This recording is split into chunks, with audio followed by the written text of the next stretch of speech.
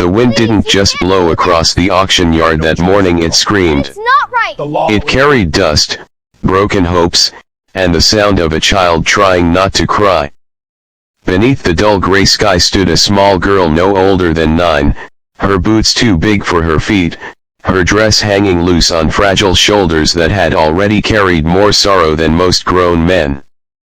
She kept telling herself not to tremble. Not again. Not today. Around her, ranchers inspected strong boys with broad backs and steady arms. Mothers whispered. Traders laughed. But when their eyes passed over her, they saw nothing worth choosing. She wasn't strong. She wasn't useful. She wasn't wanted.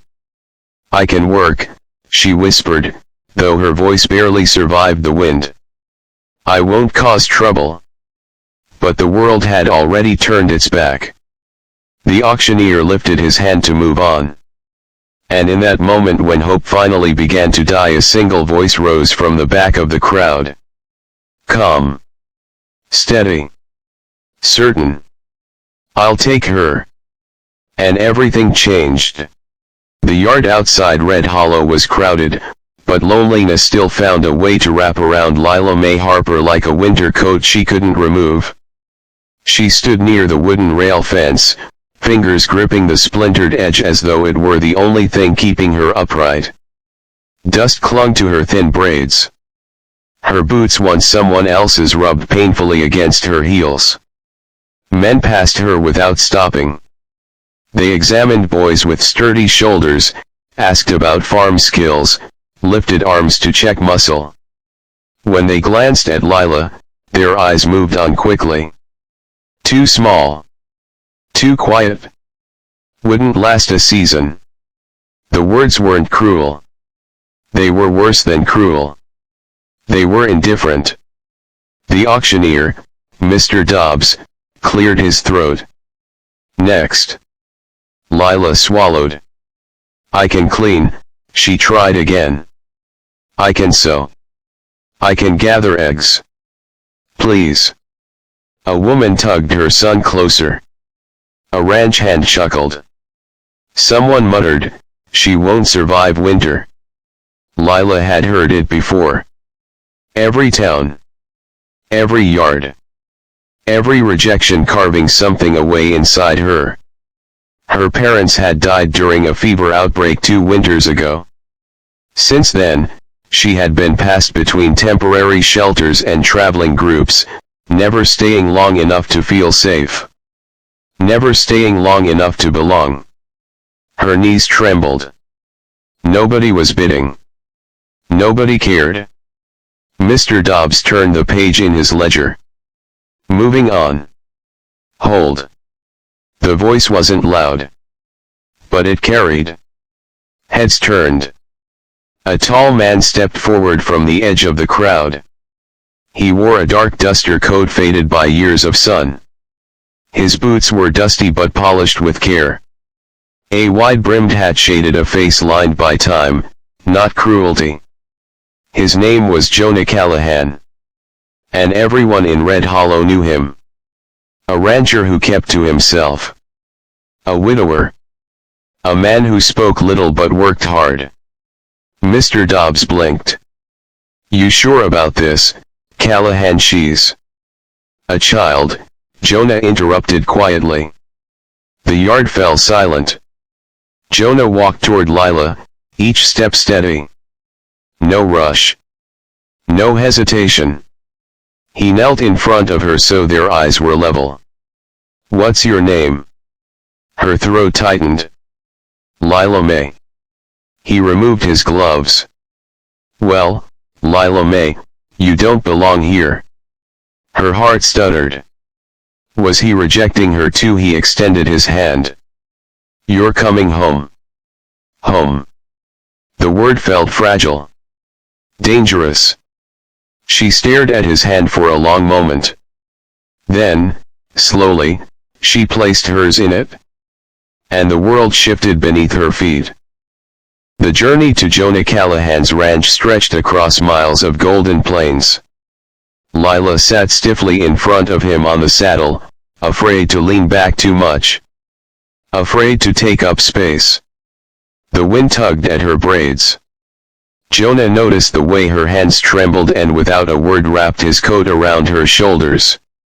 "Cold?" he asked gently. She nodded. He didn't push conversation. They rode in silence broken only by hoofbeats and distant hawks circling the sky. By dusk, the ranch came into view, a modest wooden house, a red barn slightly weathered by storms, fenced pasture rolling toward low hills. It wasn't grand. It wasn't rich. But it felt steady. Lila hesitated near the gate. "You won't change your mind," she whispered. Jonah removed his hat. "I don't take what I don't intend to keep." Something inside her cracked open. For the first time in 2 years, she stepped somewhere without fear of being sent away tomorrow. The first weeks were quiet. Lila woke before sunrise, unsure if she was allowed to sleep late. She folded blankets carefully, cleaned dishes twice, and apologized even when she hadn't done anything wrong. Jonah noticed. One morning he placed a warm biscuit on her plate. "You don't have to earn breakfast," he said. She stared at him, confused. "Everyone has to earn something," she whispered. "Not belonging," he replied. Slowly, he gave her small tasks. Feeding chickens. Collecting eggs. Watering the horses. Her hands grew steadier. Her steps more confident. One afternoon in town, she paused in front of a small wooden doll in the shop window. She didn't ask for it. That evening, Jonah stayed up in the barn carving something from spare wood. When she found the handmade doll on her pillow the next morning, she didn't speak. She simply hugged it and cried quietly. During a thunderstorm weeks later, lightning split the sky. Lila froze in fear. Jonah sat beside her on the porch, not touching, not forcing comfort. Just present. "You're safe here," he said. And for the first time, she believed it. As autumn painted the fields amber, Lila's laughter began to echo across the ranch. Jonah found himself smiling more often. The house no longer felt hollow. One evening, while watching the sunset, she asked softly, "Why me?" Jonah's jaw tightened. "Years ago," he began, "I had a wife. A little boy." He swallowed. A sickness took them both. The ranch had grown quiet after that. Too quiet. "When I saw you standing alone," he said, voice rough, "I recognized that look. No child should feel that." Lila didn't hesitate. She wrapped her arms around him. It wasn't loud. It wasn't dramatic. But it healed something in both of them. Spring returned to Red Hollow. Lila stood taller now. Stronger. One day, Jonah took her into town.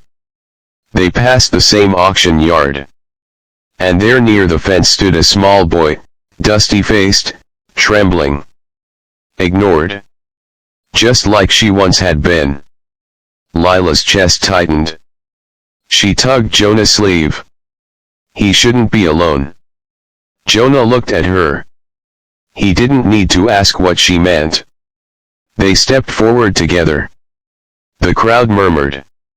The auctioneer hesitated. Jonah raised his hand. "I'll take him." But before the papers were signed, Lila knelt beside the boy. "What's your name?" "Samuel," he whispered. She smiled gently. "You're coming home." And this time, she was the one offering her hand. Sometimes the world overlooks the smallest hearts. Sometimes voices are ignored and tears fall unseen. But it only takes one steady voice. One brave choice. One quiet I'll take them.